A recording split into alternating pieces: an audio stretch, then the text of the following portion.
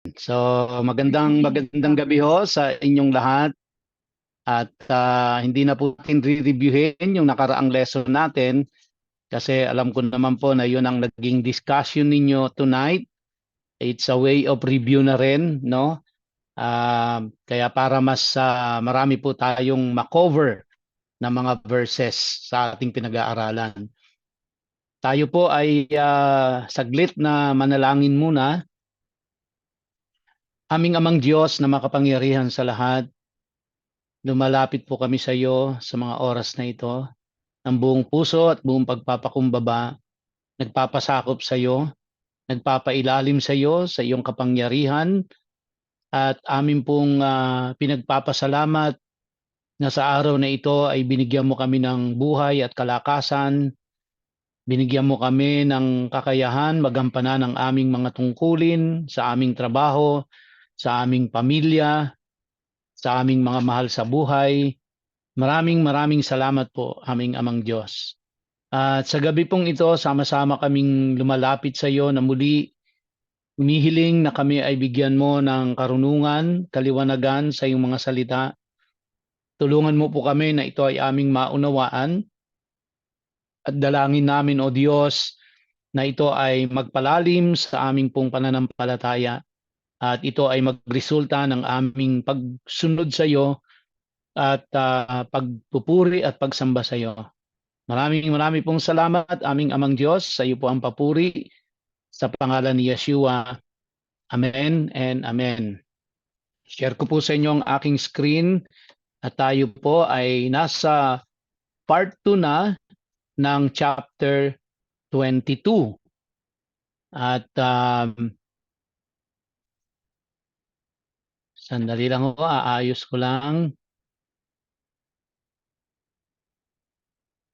Yan. Okay.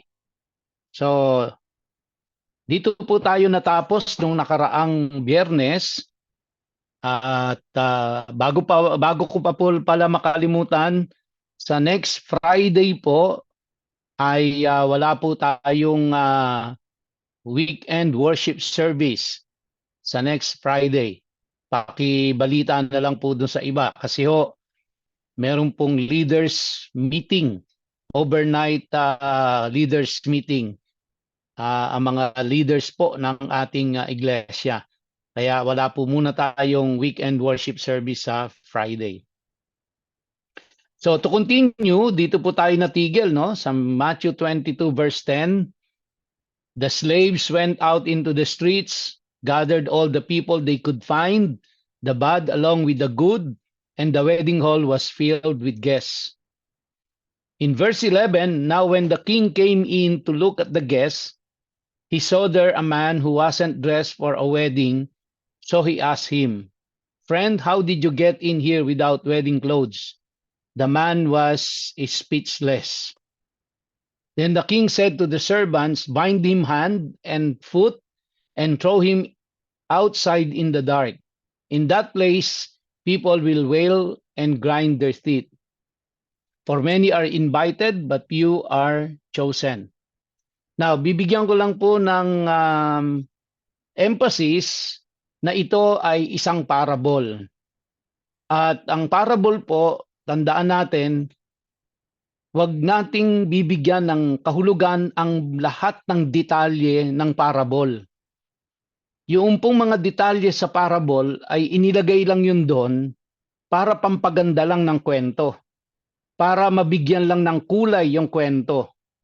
Pero hindi po lahat ng detalye ng parable ay merong kahulugan. Tandaan niyo po yon, ito ay ang parable po kasi is a kind of literature na sa mga Hudyo lang ito noong mga panahon na yon. Ang gumagamit lang ng parable noong mga panahon na yon ay mga Hudyo.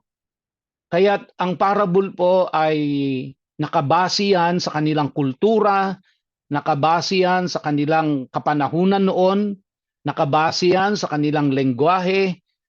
Kaya ito po ay Hudyong-Hudyo ang context ng ng parable. Kaya Lagi po nating tatandaan yan. Pag nagbasa tayo ng parable, huwag nating bibigyan ng kahulugan ang lahat ng detalye ng parable. Kasi yung mga detalye po doon ay inilagay lang yon para gumanda lang yung kwento. Kasi yun ang uri ng literature nila noon. Kaya naiintindihan ng mga Hudyo noon, pag nagbanggit na ng parable, naiintindihan nila na hindi lahat ng detalye noon ay binibigyan ng kahulugan. Dahil alam nila na yung mga detalye sa mga parables ay pampaganda lang at pagbibigay kulay lang sa kwento. Kasi may iisa lang na tinutumbok na kahulugan, ang parable. Okay? Dito po sa particular na parable na ito, binigay na sa atin sa verse 14 kung ano ang moral of the lesson. At ito po yon. Many are invited, but few are chosen.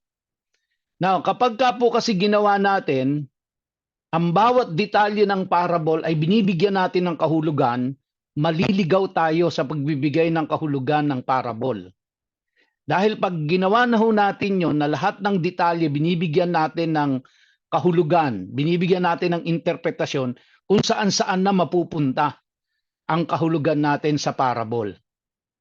Kaya maging maingat lang ho tayo doon sa pagbibigay ng kahulugan sa parable. Kasi pag hindi, malilito tayo, maliligaw tayo, hindi na natin siya maiintindihan. Kasi binibigyan na natin ng kahulugan ang bawat detalye na kung tutuusin sa mga Hudyo, walang kahulugan yon. Yun ay pagbibigay kulay lang. Kumbaga parang spices lang yon sa kwento. Kaya nilalagyan ng mga ganoong detalye. Okay? So dito po sa particular parable na ito na binigay ni Jesus Christ, ito po yung moral lesson niya. Many are invited, but few are chosen. Okay, so natapos na ho ang Panginoong Hesus doon sa parable na yon. At nakita natin, tatlong parables yung binigay ni Jesus Christ, no? Para i-explain kung ano ang kingdom of heaven. Ang una po ay yung parable ng two sons, pangalawa yung parable ng tenants, pangatlo ay yung parable ng wedding. Now, ang Panginoong Jesucristo po ay ang kanyang ipinapaliwanag ay kung ano ang kingdom of heaven, no? Kung ano ang kingdom of heaven. Ngayon, kung ang Panginoong Hesus ay gagamit po ng lengguwahe ng heaven, wala kahit isang makakaintindi sa kanya kung ano ang kingdom of heaven. Kaya para maintindihan ng tao kung ano ang kingdom of heaven, kailangan gumamit siya ng parable na naiintindihan ng mga Hudyo kung ano yung parable na yon. Dahil nakasang-ayon yon sa kanilang tradisyon, nakasang-ayon yon sa kanilang kultura, nakasang-ayon yon sa kanilang lengguwahe, nakasang-ayon yon sa kanilang literature. Kaya yun ang pamamaraan ng Panginoong Hesus para maipaliwanag niya kung ano ang kingdom of heaven. Oh, kasi hindi niya po pwedeng gamitan yon ng lengguwahe ng heaven dahil walang makakaintindi. Kaya kailangan gumamit siya ng mga kwentong panlupa na tinatawag nating parable para maintindihan siya ng mga tao kung ano yung kanyang sinasabi. Okay? Now, let's move on to verse 15. Sabi po dyan, then the Perushim went away and put together a plan to trap Yeshua with his own words. Now, ang mga ang mga Pharisees at saka mga Sadducees, dalawang grupo ng religious leaders, nung kapanahunan ho ng Panginoong Jesucristo, ito ay mga grupo na magkakasalungat ang mga doktrina. Kaya't sila po ay talagang constantly, laging may tension, laging nagbabanggaan yan dalawang grupo na yan. Ang grupo ng Pharisees na sila po yung mga religious leaders sa synagogue, at saka yung pong mga Sadducees, sila naman yung mga religious leaders sa temple. So alalahanin natin, magkaiba ang temple, magkaiba ang synagogue. So laging nagbabanggaan ito, pero sa pagkakataon pong ito, itong grupo ng mga Pharisees at saka grupo ng mga Sadducees ay nagkaisa, nagkasundo. At ang kanilang pinagkasunduan ay kung paano nila itatrap si Jesus Christ, paano nila i-discredit, paano nila ipapahiya si Jesus Christ. Well, siyempre po, naalarma na kasi sila dahil ang dami ng followers ni Jesus Christ. Nakita natin nung nakaraang kwento na nanggaling siya ng Galilee, nagsunuran pa yung mga tao sa kanya. And of course, kasi meron pong malaking pagtitipon na magaganap sa Jerusalem, the Feast of the Unleavened Bread. Kaya talagang obligado silang lahat ng mga Hudyo pumunta sa temple. At yung temple nandun sa Jerusalem. At sa Jerusalem ay doon nakatira yung ang pakiramdam ng mga Hudyo doon, sila yung mga elite group. Kaya meron ding tension from the Jews na galing ng Galilee at saka sila ng mga taga Jerusalem, no? So, and then let us all remember, mga kapatid, na ito pong Matthew ay sinulat ni Matthew na isang purong-purong Hudyo at isinulat niya ito para sa mga Hudyo. Hindi po ito intended for the Gentiles. Ito po ay intended for the Jew. Ngayon, itong account na ito, mababasa rin natin sa Mark, pero makikita natin may mga kaunting pagkakaiba. Ang pag-ifa-factor in natin, dahil ang Mark ay isinulat naman para sa mga Gentiles, kaya maiintindihan natin ngayon bakit may mga pagkakaiba. So kaya ito pong Matthew isinulat ng isang purong-purong Hudyo para sa mga Hudyo. Kaya ito po ay makikita natin na talagang napaka-Jewish ang content nito ng Book of Matthew. Kaya pwede niyong puntahan sa Mark chapter 12, the same account pero may differences sila ng bahagya. And ang paliwanag po doon sapagkat ang Matthew was written primarily by the Jew for the Jew, while yung Mark was written for the Gentiles. Okay?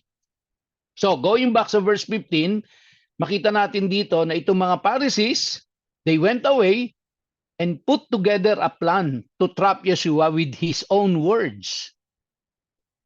They sent him some of their Talmidim, yung mga disciples, no? So, kaya yung mga na ito, itong mga Pharisees na ito, meron din sila mga tagasunod, may mga followers din sila, may mga disciples din sila. Sabi diyan, they sent him some of their Talmidim and some members of Herod's party. Ito po yung tinatawag na mga Herodians, no? Itong mga Herodians na ito, by the name itself, sila po yung mga Hudyo na loyal sila kay King Herod. Of course, loyal sila kasi pinakikinabangan nila si Herod. Kaya sila yung mga Herodians, no, na tinatawag.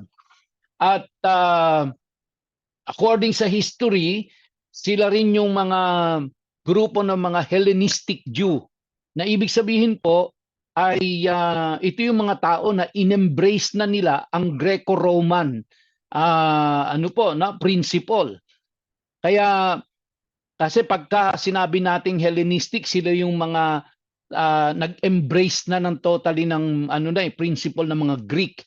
Itong mga Herodians, mga Jew sila, they are loyal to Herod at sila yung kasama po ng mga Pharisees, no? Kumbaga nagtawag na.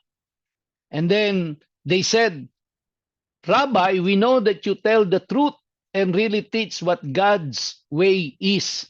So makikita natin dito sa umpisa pa lang do sa verse 15 na ang pakay na nila ay i-trap si Jesus Christ, i-discredit si Jesus Christ, ipahiya si Jesus Christ.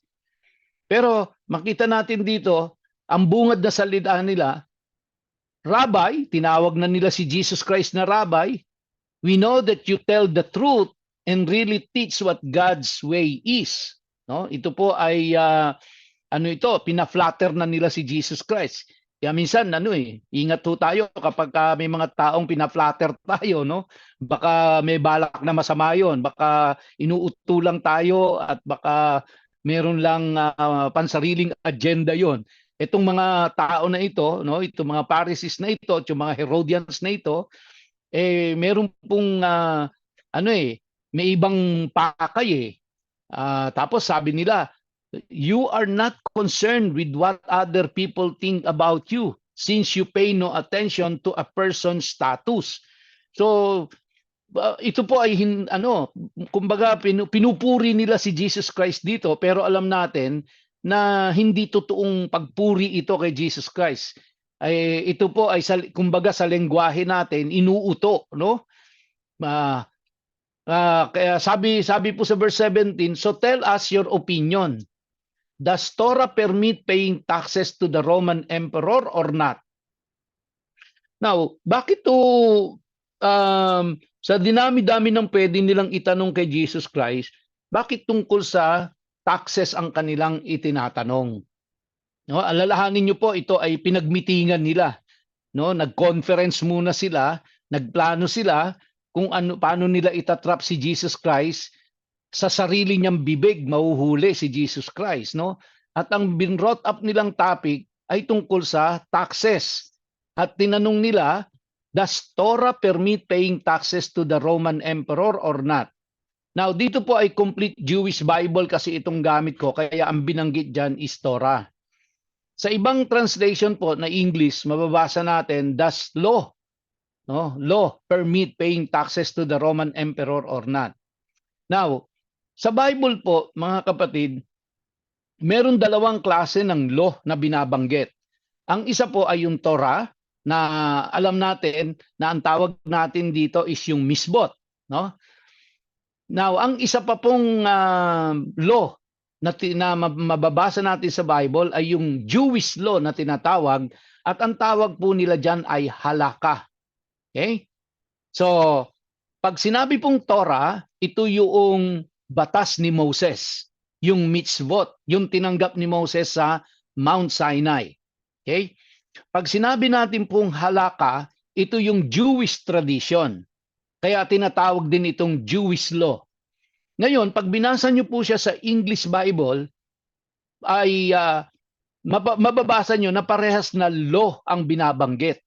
Pero kailangan maintindihan natin yung context, kailangan alam natin yung context para alam natin kung ang tinutukoy ba is yung Torah o ang tinutukoy ay halakha. Kasi po sa English translation, iisa lang siya kasi, law. At least ito pong complete Jewish Bible ay makikita natin na binanggit specifically Torah ang binabanggit dito, no? Does Torah permit paying taxes to the Roman emperor or not? Bakit to? Now, una, mainit na topic ito sa kanila. Mainit na topic ito. Kasi po, 25 years before this event, before this account, no, 25 taon bago pa itong pangyayari na ito na kinonfront nila si Jesus Christ, nagkaroon ho kasi ng revolt sa Galilee. Nagkaroon ng pag-aaklas ang mga Hudyo sa Galilee, no? Nagkaroon ng revolution doon. At ang naging sanhi o pinagmulan ng kanila pong pagre-rebelde ng pag-aaklas ng mga Hudyo ay tungkol po sa pagbabayad ng taxes. Kasi sang-ayon po doon sa kanilang tinatawag na halakha, itinuro kasi ng mga rabbi na ang magbayad ka ng tax sa Roman government ay kasalanan sa Diyos. Kaya po, ang mga tao ayaw nilang magbayad. Kasi itinuro ng mga rabbi, base doon sa kanila pong halakha, na ang pagbabayad ng tax sa Roman government ay isang malaking kasalanan sa Diyos. Kaya nung pinipilit sila na sila po'y magbayad ng kanilang taxes, nag-aklas ang mga tao. No, nagrebelde sila. Kaya mainit na topic po ito para sa kanila, yung pagbabayad ng tax na yan. Now, sa Roman government po, mayroong dalawang klase ng tax na sinisingil. no? Bukod pa po doon sa meron silang tinatawag na temple tax para sa mga Hudyo. Pero ang Roman government, meron po silang dalawang uri ng taxation. Ang unang uri ng taxation ay yung pong tinatawag na tributum soli. Ano po yung tributum soli? Ito po yung tax na ibinabayad ng mga tao sang-ayon doon sa naging produce o kinita nung kanilang lupain. No, kumbaga parang income tax sa atin ngayon. So, yung kinita ng lupain nila, magtatax sila sa Roman government. Ang tawag po doon ay tributum soli. Ang isa pang taxation system nila ay yung tinatawag pong tributum capitis. Ito naman po ay yung tax doon sa iyong bahay at lupa na pagmamay-ari mo. So, kumbaga sa atin po, sa panahon natin ngayon, ito yung mga real property tax. So, dalawang uri ng taxation ang pinaiiral ng Roman government. At alam natin, during the first century, sila ay sakop ng Roman government. Yung po ay yung sabihin na natin, yung real property tax, dapat magbayad ka ng amilyar mo, magbayad ka ng tax sa bahay mo. Tapos, magbayad ka doon sa kinita mo, yung income tax. Dapat magbayad ka noon. I-deduct sa iyo yun. So, ngayon, para sa mga Hudyo po, marami sa mga Hudyo ayaw nilang gawin yon kasi itinuro nung kanilang halaka na itinuro ng mga rabbi na pag sila ay nagbayad ng tax sa Rome, ano po sila? Sila ay nagkakasala sa Diyos. So, kaya pinagplanuhan talaga ito ng mga Pharisees at saka ng mga Herodians kung anong tatanong kay Jesus Christ. Kasi pag sinagot ni Jesus Christ na dapat magbayad kayo ng tax nyo sa Rome, magagalit ang mga Hudyo, magagalit ang mga tao sa kanya. Pero matutuwa ang Rome, no? Pag sinabi naman ni Jesus Christ, huwag kayong magbayad ng tax nyo sa Rome, no? Ang magiging kalaban naman ni Jesus Christ, yung Roman government. Kasi ang Roman government nung time na yon, basta nagbabayad ka ng tax, no? Basta nagbabayad ka ng tax sa kanila, kahit anong gusto mong paniwalaan, malaya ka. Pag hindi ka na nagbayad ng tax sa kanila, kalaban mo na sila. Hindi ka nabibigyan ng freedom sa iyong pagsamba, hindi ka nabibigyan ng freedom sa iyong belief. Pero hanggat nagbabayad ka ng tax, kung anong gusto mo paniwalaan, malaya ka. Yun ang patakaran ng Rome noon. At dapat bayaran mo yung tributum soli at saka yung tributum capitis. Bayaran mo yon. Ang mga Hudyo naman, dahil sa turo ng mga rabbi na yung turo pa yun na yon ay galing po sa kanilang halaka doon sa Jewish tradition na isinulat nila, no? Na pag nagbayad ka ng tax sa Roman government, nagkakasala ka sa Diyos. So kaya hati po ang mga tao. So kaya gusto nila si Jesus Christ, inilagay nila si Jesus Christ sa sitwasyon kahit anong isagot ni Jesus Christ, hindi siya, kumbaga malalagay siya sa alanganin. Pag sinabi niyang magbayad kayo ng tax sa Rome, galit ang mga mamamayan ng mga Hudyo. Pag sinabi niyang huwag kayong magbayad ng tax ninyo, galit ang Rome sa kanya. So wala siyang lulugaran. No, yun ang isip ng mga Pharisees na ito. Kaya yun ang tanong nila kay Jesus Christ. Yeshua, however, knowing their malicious intent, said, "You hypocrites, why are you trying to trap me?" So alam ni Jesus Christ, no? Alam ni Jesus Christ, at mabigat 'yon, yung binitawan ni Jesus Christ. Sabi niya, "You hypocrites, kayong mga ipokrito kayo. Why are you trying to trap me?" So ginawa ni Jesus Christ, sabi niya, "Show me the coin used to pay the tax." They brought him a denarius. Yung pong denarius na yan ay yun yung currency ng mga Rome noong time na yon.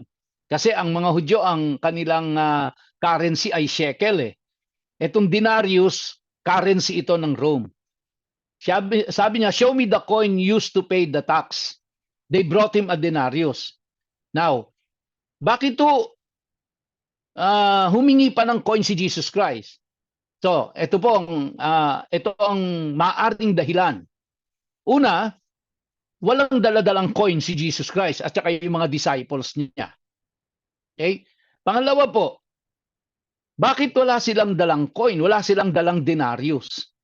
Kasi po, doon sa denarius, yung kanilang coin, meron po kasing nakalagay na na image ng emperor.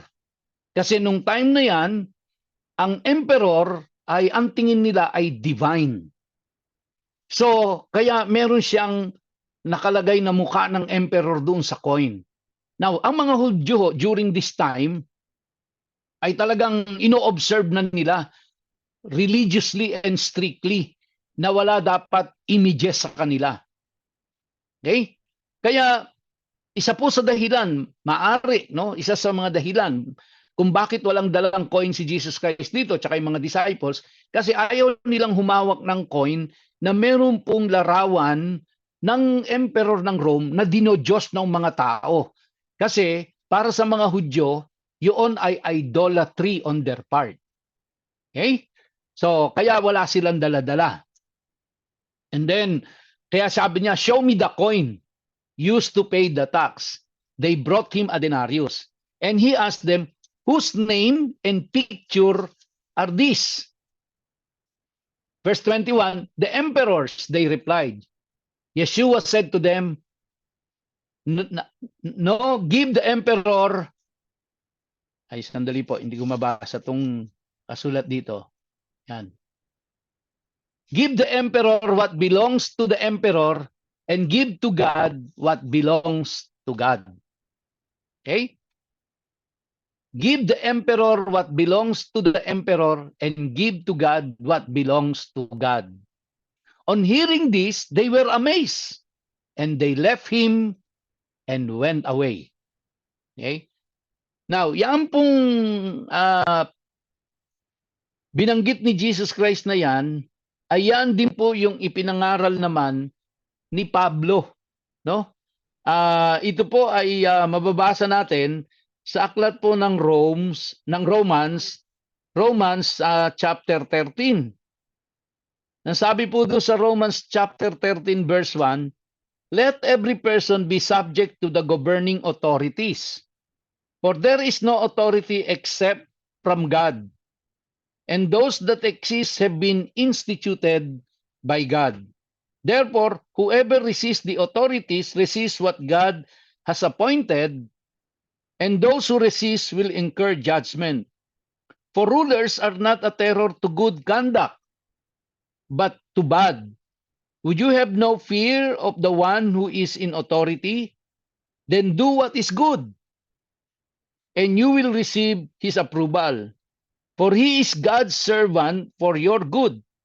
But if you do wrong, be afraid, for he does not bear the sword in vain. For he is the servant of God, an avenger who carries out God's wrath on the wrongdoer. Therefore, one must be in subjection, not only to avoid God's wrath, but also for the sake of conscience.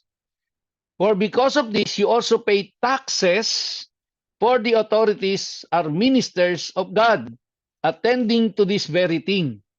Pay to all what is owed to them, taxes to whom taxes are owed, revenue to whom revenue is owed, respect to whom respect is owed, honor to whom honor is owed. Owe no one anything except to love each other, for the one who loves another has fulfilled the law. So, kaya in other words, ang itinuturo po ng Panginoong Jesucristo dito is submission to authority. So, who is in authority during that time? Yung pong Rome. Sila yung nakakasakop noon sa Israel. Kaya, yun po yung binabanggit ng Panginoong Jesucristo rito. No? Magbayad kayo, kumbaga, in simple language, magbayad kayo ng tax. Okay? Pero hindi niya directly na magbayad kayo sa Rome. kundi makita natin ang sagot ng Panginoong Jesucristo dito ay um, uh, give the emperor what belongs to the emperor and give to God what belongs to God. Now, during the time po kasi, ang government nila is yung emperor. Kaya doon sila magbabayad ng kanilang tax. And of course, magbigay sila kung ano yung para sa Diyos. Tandaan natin, meron din sila kasing temple tax na tinatawag. At alam natin na ang taxation naman ng mga Hudyo ay kakaiba rin ang kanilang taxation system. So kaya medyo sa ibang panahon na natin pag-aaralan naman yan. Although somehow yan po ay nabanggit ko na rin before, no? Kung ano yung taxation system nila. So on hearing this, they were amazed and they left him and went away. Verse 23, that same day, some Shikudim came to him.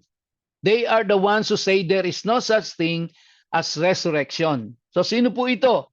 Sila po yung mga Sadducees, no? Tingnan natin sa ibang sa English translation, yung verse 23, no? Yung verse 23.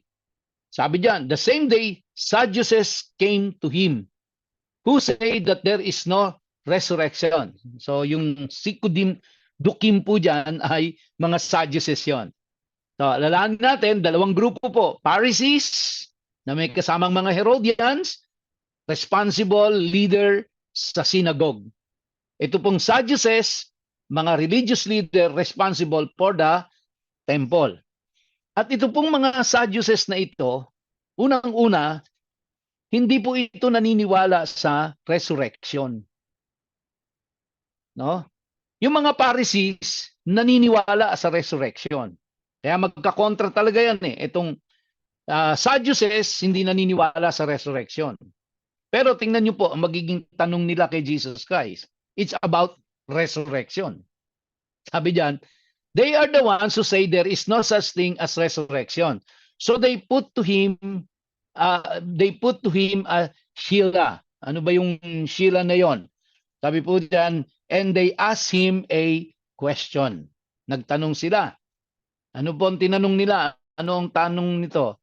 Rabbi, Moses said, if a man dies childless, his brother must marry his widow and have children to preserve the man's family line. There were 7 brothers. The first one married and then died. And since he had no children, he left his widow to his brother. The same thing happened to the second brother and the third, and finally to all 7.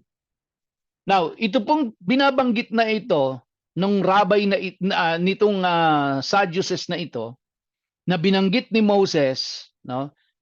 Ito po ay during the time of Jesus Christ, halos hindi na ito ino-observe. Ang tawag po diyan mga kapatid ay levirate marriage law. No, ang tawag po diyan levirate marriage law. Itong law na ito ay nagsasabi kapag ang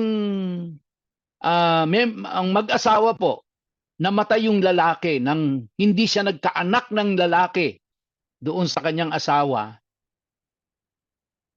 ang sumunod sa kanya na kapatid niya ay kapakasalan yung yung byuda, yung nabiyuda niya, magiging asawa niya. Ang ano po doon, ang reason doon upang nang sa ganun ay maipagpatuloy yung pangalan nung asawa at saka yung parte na mamanahin. No? Now, halimbawa po, yung namatay yung tunay na asawa, tapos yung kapatid ang napangasawang kasunod. Kunyari po, nagkaanak sila. Yung anak na yon ng kapatid ay ituturing na anak nung kapatid niyang namatay. Hindi niya anak. Kundi yon ay ituturing na anak nung kapatid niyang namatay. Pero dito sa senaryo po na ito, yung 7 magkakapatid, patay lahat na hindi nagkaanak. Now, ito po ay kumbaga hypothetical, no? Hypothetical siya. Kumbaga, malabong mangyari yan, pero kaya nga hypothetical, pero posible. Pero ito po ay umiiral na batas. Although, during the time of Jesus Christ, hindi na po masyadong ino-observe ang levirate marriage law. Now, ang nagtatanong dito mga Sadducees na hindi naniniwala sa resurrection. Diba? Hindi naniniwala sa resurrection. Pero dito po, ang binabanggit kasi ng mga Sadducees dito is yung afterlife. Hindi po yung resurrection. Iba po yung resurrection sa afterlife, no? So, magkaiba po 'yon. So, ang binabanggit nila doon sa afterlife. Sino na ngayon ang mapapangasawa? Sino na ngayon ang ituturing na asawa noong pong babae? 7 magkakapatid 'yon, lahat hindi nagkaanak, lahat naging asawa niya. So, in the afterlife, sino na ang asawa niya doon sa 7? Sabi doon sa verse 27, after them all, the woman died. So namatay na rin yung babae. Now, in the resurrection of the 7, whose wife will shall be? Whose wife will she be? For they all married her. So kanino na siya magiging asawa? So sa pagkabuhay na magmuli, sa resurrection, tandaan nyo, hindi sila naniniwala sa resurrection. Pero sabi nila, sa pagkabuhay na magmuli, at doon sa afterlife, sino na ngayon ang asawa nung babae? Lahat na sila namatay. Verse 29, Yeshua answered them, the reason you go astray is that you are ignorant both of the Tanakh and of the power of God. Now, principle mga kapatid, kapag hindi mo alam ang salita, maliligaw ka talaga. Yun ang sagot ni Jesus Christ dito sa kanila eh. Tingnan natin sa ibang version po. Sa verse 29, but Jesus answered them, you are wrong because you know neither the scriptures nor the power of God. Sino po ito? Mga Sadducees, leader ng temple, sinabihan ni Jesus Christ na sila ay mga hindi nila alam ang salita ng Diyos, hindi nila alam ang Tanakh, hindi nila alam ang Old Testament. No? Yung mga Pharisees, sinabihan ni Jesus Christ, mga ipokrito kayo. Ito namang mga Sadducees, mga leaders ho ito, religious leaders. Ito naman mga Sadducees, sinabihan ni Jesus Christ, hindi nyo alam ang mali kayo, hindi nyo kasi alam ang scriptures, or hindi nyo alam ang Tanakh. No. Principle learned, mga kapatid, kapag hindi natin alam ang scripture, ang sabi po diyan, mga ignorante ang ganung tao. So, kumbaga po, para hindi ho tayo maligaw, kailangan alam natin yung scripture. Alam natin kung anong sinasabi ng Bible. So, sinabi ni Jesus Christ, hindi nyo alam, no? Now, sabi niya po sa verse 30, for in the resurrection, neither men nor women will marry. Rather, they will be like angels in heaven. Ito pong account na ito, mga kapatid, is the same sa Mark, sa Mark chapter 12. Kung gusto nyo basahin doon, I think nasa verse 18 to 27 ito. Sabi dito, for in the resurrection, neither men nor women will marry. Rather, they will be like angels in heaven. So sabi ni Jesus Christ sa kanila, hindi nyo alam ang scriptures. No? Hindi nyo alam, mali ang inyong, kumbaga, you are ignorant of the scriptures. You are wrong because you do not know the scriptures. So mga Sadducees ito, religious leaders, they do not know the scriptures, they do not know the Bible, kumbaga, they do not know the Tanakh. Now, ang sabi ni Jesus Christ, they will be like angels in heaven. Now, take note mga kapatid tingnan natin kunin natin ito sa context again. Kasi pag tiningnan natin yung verse 30, baka sabihin natin, kapag pala namatay ang tao, magiging katulad sila ng mga anghel sa langit. Kasi sabi diyan they will be like angels in heaven. Now, kapag yan lang po ang tinutukan natin, parang magiging dating, ganun nga, pag namatay pala tayo, magiging anghel tayo. Kasi yan ang sabi, they will be like angels in heaven. Pero pag tiningnan natin ang context, ang pinag-uusapan dito is yung marriage. Alright? Yung marriage po, ang context, yun ang pinag-uusapan kasi merong 7 magkakapatid, isang babae na pangasawa. Lahat sila hindi nagkaanak. Namatay sila pare-parehas. Sino ngayon ang magiging asawa sa pagdating sa resurrection, pagdating ng afterlife? Sino ngayon sa 7 magkakapatid na yun ang asawa ng babae? No? So, kaya sinabi ni Jesus Christ dun sa mga Sadducees, hindi nyo alam ang scripture. Ang sabi ni Jesus Christ, kasi sa scripture, ang sinasabi, ang lalaki o ang babae ay hindi na sila doon magiging mag-asawa. Hindi na sila, wala nang kasalan doon. No? Tapos sabi niya, they will be like angels in heaven. So ibig sabihin, pag kinuha po natin ang context, ang mga angels kasi walang nag-aasawang mga anghel. Yun ho ang ibig sabihin nun. Hindi po ang ibig sabihin na kapag namatay ka, namatay ako, pagdating sa langit, magiging anghel tayong lahat. Hindi ho yun. Ang sinasabi, katulad ng mga anghel na hindi nag-aasawa, kapag namatay kayong mag-asawa, hindi na kayong mag-asawa sa heaven. Yun po ang ibig sabihin nun. Na katulad ng mga anghel, walang mag-asawang anghel. Alright? So, yun po ang ibig sabihin ni Jesus Christ dito. So, dito makikita natin, una, si Jesus Christ naniniwala sa resurrection. Okay? Naniniwala si Jesus Christ sa resurrection, na merong resurrection. Okay, so doon pa lang, kumbaga po, sinupalpal niya na yung mga Sadducees. Kasi yung mga Sadducees, hindi naniniwala sa resurrection, and yet, ang tanong nila ay tungkol sa resurrection. Diba? Kaya sabi ni Jesus Christ sa kanila, hindi nyo alam ang scripture. No? Ignorante kayo sa salita ng Diyos, sa Tanakh. Ignorante kayo. Tapos sinabi niya, for in the resurrection, yun po. So ibig sabihin, si Jesus Christ mismo, naniniwala siya sa resurrection. Kaya meron pong resurrection na mangyayari. Pero, ang sinasabi po sa salita ng Diyos, sa Tanakh, kapag ikaw ay namatay, hindi na kayo mag-asawa. Kung balawa kayo mag-asawa po, namatay kayo parehas, hindi na kayo mag-asawa sa Kaya doon sa 7 na yon, wala nang asawa yung babae doon. No? Wala nang asawa dahil sa resurrection wala nang mag-asawa. Katulad ng mga anghel, na sa mga anghel walang mag-asawang anghel. Nabalitaan na ba kayo sa Bible na mayroong mag-asawang anghel? Wala.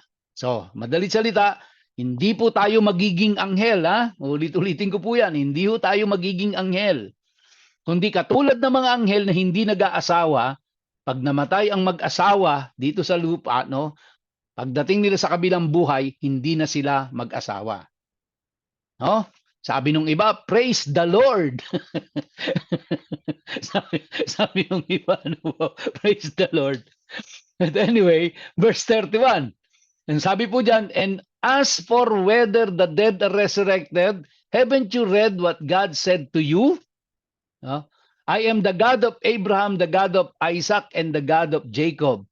He is God not of the dead but of the living, no? Pansin niyo po yung sinabi ni Jesus Christ dito, no? Sabi niya, haven't you read what God said to you? I am the God of Abraham, the God of Isaac. Hindi niya po sinabi dito, I was the God of Abraham. I was the God of Isaac. I was the God of Jacob. Kundi sabi niya, I am the God of Abraham. Which means, mga kapatid, si Abraham po buhay. Si Isaac buhay. Si Jacob buhay. Kaya sabi niya, He is God not of the dead, but of the living. Sa madaling salita, pinagtitibay ng Panginoong Jesucristo dito that there is resurrection. No? Nga lang po, at that point in time, si Abraham, si Isaac, at saka si Jacob, saan po sila nandoon? Pinaniniwalaan ng mga Hudyo na sila ay nandoon kay Abraham's bosom. Nag-iintay sila ng pagkamatay ng Panginoong Jesucristo at muli niyang pagkabuhay. para sila po, kasi si Jesus Christ po yung tinaguri ang ano po, first fruit, no? First fruit.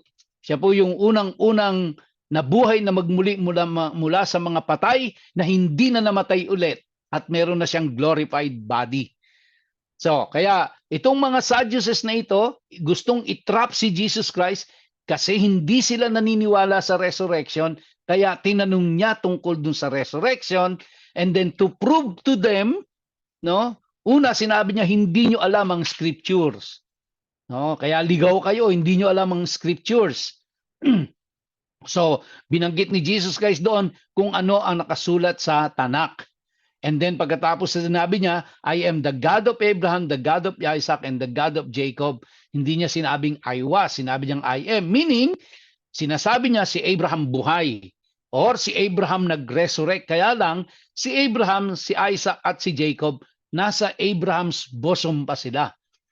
Naghihintay pa sila ng pagkamatay at muling pagkabuhay ng kanilang Messiah na walang iba kundi si Jesus Christ. Okay? So, when the crowds heard how he taught, they were astounded. But when the Perushim, Pharisees, learned that he had silenced the Siddukim, they got together. And one of them who was a Torah expert asked a Sheila to trap him. Di pa rin sila, tumitigil. Ano po? So, hanggang dito na lamang po, mga kapatid. My time is up. Babalikan po natin yan. Hindi po sa Friday, kasi sa Friday po wala tayong midweek, wala tayong weekend worship service. So bali ano po 'yon, no? Sa Friday na supposedly si Pastor Ed po 'yon. Sa susunod na Friday. Kaya mangyayari po sa susunod na Friday, after that Friday, si Pastor Ed na 'yon. Kasi sa susunod na Friday hindi siya makakapagturo kasi mayroon pong leaders meeting. So, kaya yung susunod na Friday po, si Pastor Ed pa rin po yun. Para mai-connect niya po yung kanyang itinuturo kapag ka Sunday. Kasi siya po magsa-share sa Sunday na darating. Hanggang dito na lamang po mga kapatid. At tayo po ay pangunahan ni Kuya Henry mula po sa straight from London.